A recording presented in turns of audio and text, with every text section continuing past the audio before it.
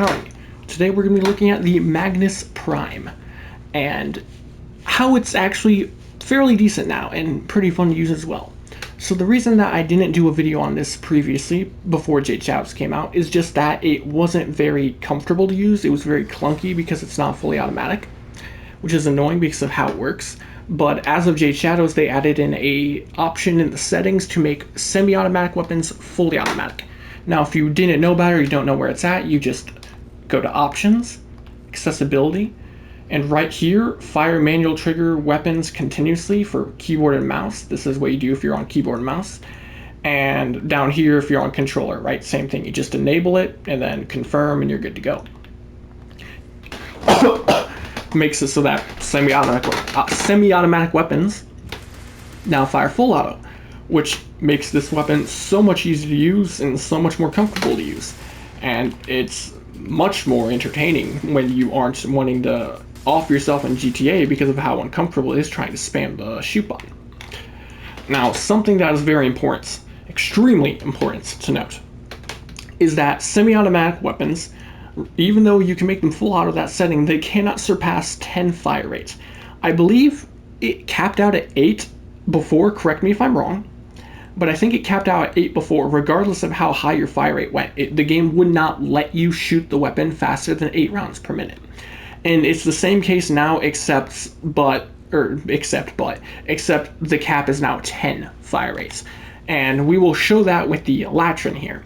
So if I put on Prime Tread and I put on Speed Trigger, we're at 8.96, right? So Speed Trigger is 60%. It increases our fire rate by about 2.5, right? Not about exactly 2.5.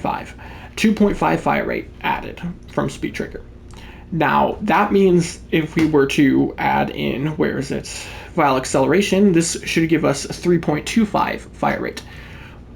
It doesn't. It only goes up to 10. Now, at least they did add it to, like, in-game, you can see that it caps out, because otherwise it would show up being higher. But you can't actually get the gun to shoot faster than 10 rounds per minute. Now, if we take Speed Trigger off, you can see it's still at 10. So if I come into here, I leave the arsenal. Sorry, my internet's terrible, so it takes forever to leave the arsenal right now. I hope they fix the internet soon, please, Mediacom.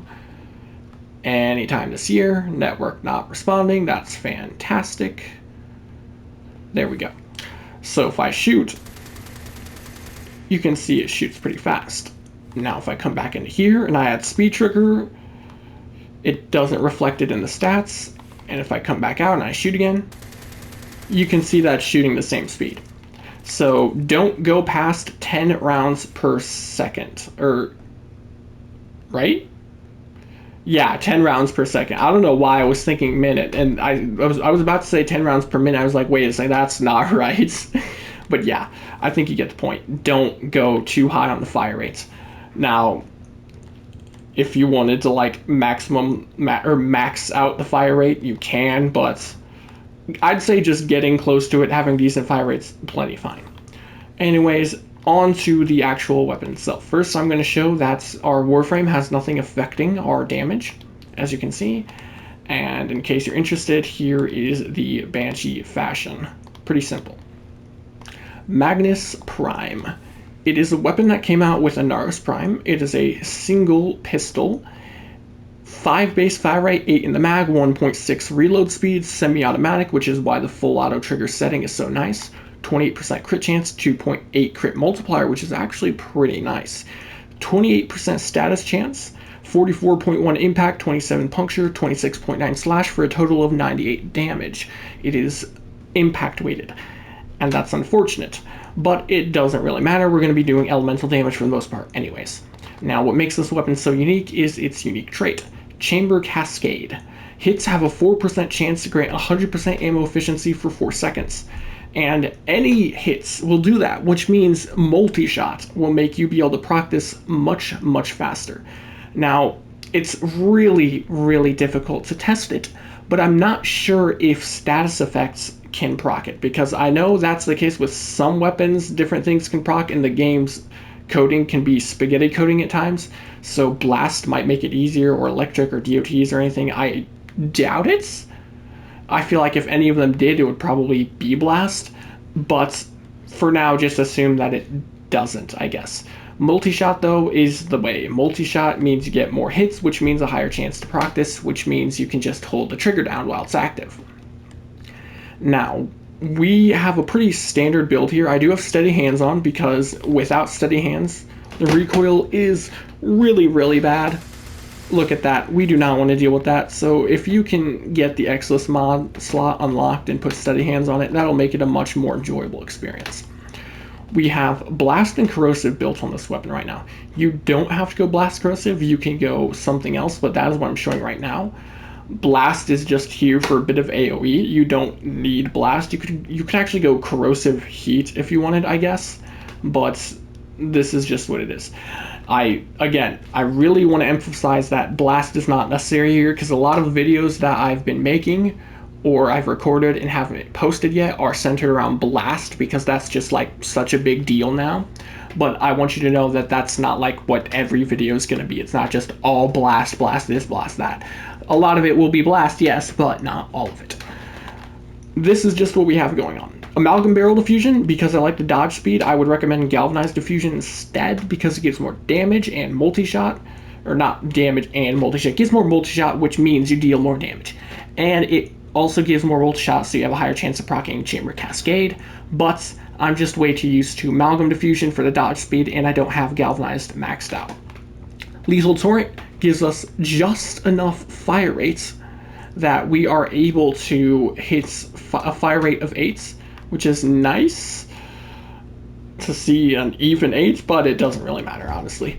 Pistol Pestilence, Jolt for the Corrosive, Frostbite, a Primed Heated Charge for the Blast, and then crit damage from Prime Target Cracker and Galvanized Shot, giving us base damage. Now, you are going to notice that we don't have crit rates in this build, and that is unfortunate, but we get a lot of damage by having Blast here, though if you want to sacrifice your extra damage, right, extra Blast or whatever, you can, or sacrifice Blast damage in general, I mean, but then you are losing a stats effect and a lot of AoE. So if I were to do that, though, you could replace Prime Heated Charge for Creeping Bullseye, and now we have Corrosive Cold, or you could go Corrosive Heat as well, like I had said earlier. Where is Heat? Where? Scorch. Here it is. I'm blind. So, I guess we'll do this first, actually. Corrosive Heat build. Secondary Encumber, because it gives us lots of random statuses. Viral might proc on them, which would be nice, and it means more statuses for more damage from Gun CO. Pretty standard build. Nothing too fancy here. Spawning these enemies. We are, of course, going to need to build up our stacks from Gun CO, otherwise we have no base damage increases in the build. And those are very important. Look at that. Chamber Cascade actually procs decently often when you got good multi-shot. Look at that. It's pretty much always active right now. This weapon can be very, very fun. I love how it sounds. I love how it looks. I love how it feels, assuming you have steady hands, so the recoil isn't horrendous. When you don't have Chamber Cascade proc, it's pretty much just an okay sidearm. Like, look at this. See, when we don't get it to proc, it's not that great. But luckily, Chamber Cascade can proc while it's already active, so that if you're lucky, you got good multi-shot, you can just have it go on forever. And you can do some pretty good damage with it. It's not the strongest weapon, no, but it's not terrible either. It is very much an option.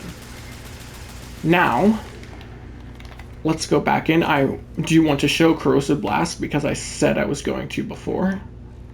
Even though we have to give up our crit rates. Frostbites, there we go. You could always get Avenger, Arcane Avenger for more crit rate, or something on your frame for more crit rates. And you could also just use a Riven, because it has a Riven Dispo 4. A Riven would be really good for this. Have it get one of the stats you need to take up one of the slots on the weapon, so that you can save mod slots, and then have like other stats on the Riven, of course, so it's better. You can make it be pretty strong. Look at this beautiful shooting. We don't have our stacks up yet. There we go. Give us that Gun CO so that we actually have damage increases going on. our damage is still quite good here, even though we don't have a crit rate mod. I would love to get an arcane for this weapon. Or not arcane, sorry, a ribbon for this weapon. I just don't have plat right now, but hopefully in the future I get one. That would be very, very epic. It's beautiful. I really enjoy this weapon. Until that happens. Until you have to reload, it's a very enjoyable weapon. But yeah, I'd say give it a try. It's not the strongest, but it's fun. And that's all we really care about around here. So big juicy. Just so much shooting. I love it. I dare say that did more damage with the blast than it did with the crits. Now, it also gets AoE because we have blast on it, but again, not necessary. That's pretty much it for the Magnus. The main thing that made it so much better is just that we have the full auto setting now, and that just makes it so much more comfortable to use instead of trying to spam the crap out of your shoot button. If you enjoyed the video, leave a like, subscribe, and a link to the Discord will be in the description of the video. Adios.